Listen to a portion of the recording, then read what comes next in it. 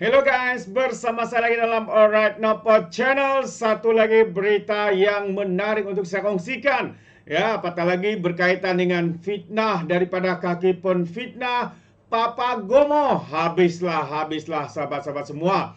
Jadi hari ini saya juga ingin berkongsi satu lagi update ataupun perkembangan ya saman fitnah melibatkan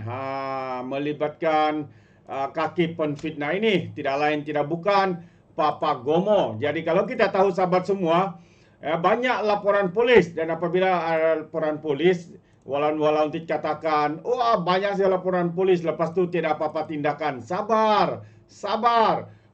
Kalau kita tahu Papa Gomo sebenarnya sedang menghadapi banyak perbicaraan pendakwaan kerana terkait dengan fitnah-fitnah yang dilakukan oleh kaki penfitnah ini. Kalau saya tidak silap, lebih daripada 5. Ada lebih daripada 5 perbicaraan yang sedang dihadapi kerana fitnah. Ya, bukan saja daripada fitnah, tapi ada juga dikatakan hasutan yang turut juga melibatkan raja-raja, ya, Perdana Menteri, banyaklah fitnah-fitnah yang dibuat. Jadi hari ini sahabat semua, kalau sebentar tadi saya kongsikan satu perbicaraan fitnah yang dibuat ya oleh Lim Guang Eng, menyaman sebanyak 3 juta untuk Papa Gomo ini. Dan yang terkini adalah berkaitan dengan dua saman daripada YB Fahmi.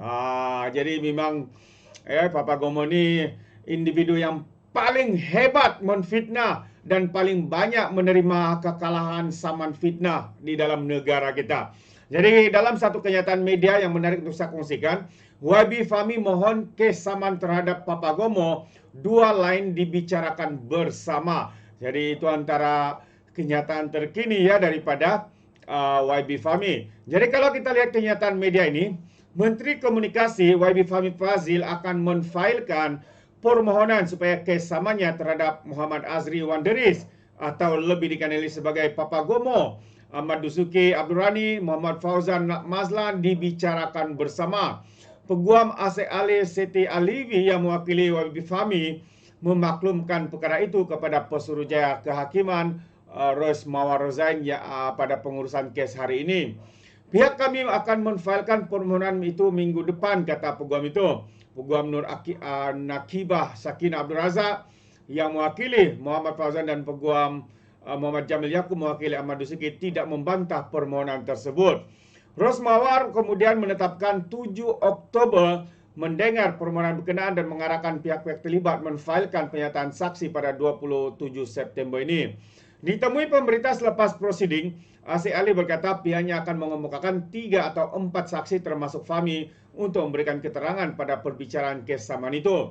Saman itu difailkan Fahmi selaku plaintiff secara berasingan pada 5 September tahun lepas berhubung dakwaan kononnya ahli Parlimen Lembah Pantai itu memberikan ceramah politik di sebuah masjid di Rawang, Selangor. Berdasarkan pernyataan tuntutan, YB Fahmi mendakwa ketiga-tiga defendant telah menyiarkan kata-kata fitnah yang mendakwa beliau menyalahgunakan tempat beribadah itu masjid bagi tujuan kempen pilihan raya dan bertindak bertentangan dengan titah dan perintah daripada Sultan Selangor. YB Fahmi mendakwa kata-kata fitnah itu disiarkan di akaun Facebook N13 Kuang milik Muhammad Fauzan dan Instagram penceramah bebas, ya, bekas pemimpin daripada, bukan bekas lah ya, masih lagi sebagai penyokong parti PAS yang Muhyiddin katakan sebagai parti ajaran sesat, Dusuki pada 31 Julai 2023 serta akaun di TikTok dan Facebook Papa Gomo pada 1 Ogos tahun yang sama.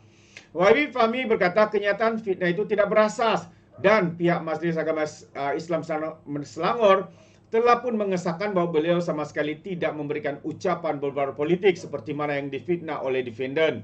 Oleh itu, plaintiff menuntut ganti rugi am, teruk atau teladan dan perintah injaksi bagi menghalang kesemua defendant daripada mengulangi atau menyebabkan penerbitan semula kenyataan fitnah daripada ketiga-tiga individu ini.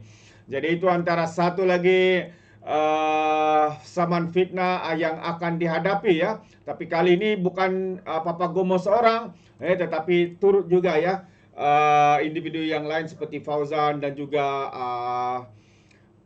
Ular Mak PAS iaitu Ahmad Dasuki yang turut membuat fitnah, menyebarkan fitnah, hasutan ya terhadap YB Fahmi. Itu dia. Jadi bagi anda sahabat semua mengatakan sudah buat laporan polis tiada apa-apa berita lepas tu ambil masa kenapa tidak masuk penjara segera.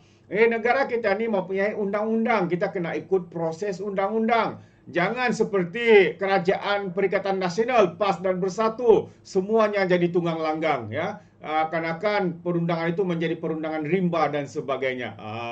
Itu pandangan saya lah ya.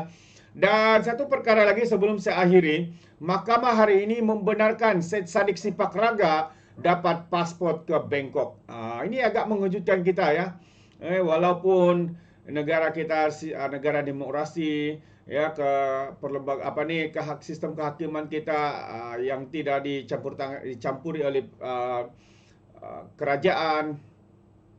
Kita boleh melihat ya bagaimana tolak ansur ya mahkamah sistem kehakiman kita ini. Walaupun ada yang mengatakan tuduhan-tuduhan kononnya ya Perdana Menteri campur tangan dan sebagainya. Tapi tengoklah sahabat semua, seorang individu yang kini menjadi pakar dalam memusingkan segala fakta, menfitnah dan menghasut, dan yang paling teruk lagi telah pun dijatuhkan hukuman penjara dan sebat walaupun belum dilaksanakan karena beliau masih dalam proses rayuan, tetapi masih lagi ya ada peluang untuk dapat pasport ke luar negara sahabat semua. Kalau betul kita anggap dia ini sudah jadi banduan, sudah dijatuh salah.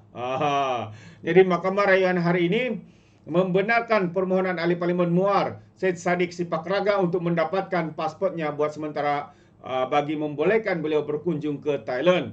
Syed Saddiq sebelum ini merayu agar pasportnya diserahkan buat sementara kepadanya bagi membolehkan beliau menghadiri acara ASEAN Halal Pavilion Anjuran Tahira Group yang akan berlangsung di Bangkok pada Jumaat dan Sabtu ini.